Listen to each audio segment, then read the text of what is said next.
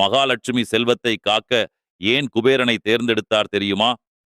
பிரம்மாவால் சிருஷ்டிக்கப்பட்ட குபேரன் தீய குணங்களிலிருந்து திருந்தி விடுபட்டு கடுமையான தவங்கள் செய்து சிவபெருமானிடமிருந்து அழகாபுரி என்ற நகரத்தை பரிசாகப் பெற்று செல்வம் காக்கும் பதவியையும் பெற்றார். மகாலட்சுமி ஒரு சுதந்திரமான சக்தி. செல்வம் ஒரே இடத்தில் நிலைத்திருக்காது என்பதே தத்துவம். செல்வம் பாதுகாக்க தனது சக்தியின் நிர்வாகத்தை குபேரனிடம் ஒப்படைத்தார். குபேரன் திருந்திய பிறகு மிகவும் நீதிமானாக இருந்தார். செல்வத்தை தகுதியானவர்களுக்கு மட்டும் வழங்கும் விதமாக மகாலட்சுமி அவரை நியமித்தார். குபேரனின் ஆசீர்வாதம் கிடைப்பதற்கு நாம் நேர்மையாக, வஞ்சனை இல்லாமல் பரோபகாரம் செய்யும் மனத்துடன் இருக்க வேண்டும்.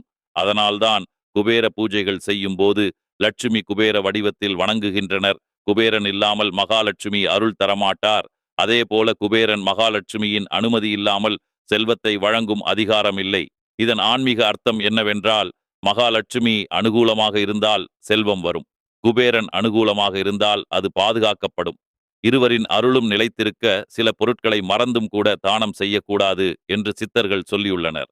இதன் விரிவான வீடியோ லிங்கை இத்துடன் இணைத்துள்ளேன். கிளிக் செய்து வீடியோவை முழுமையாக பார்க்கவும். ஓம் லட்சுமி குபேராய நமஹா என்று கமெண்ட் செய்து லட்சுமி குபேரர் அருளை பெறவும்.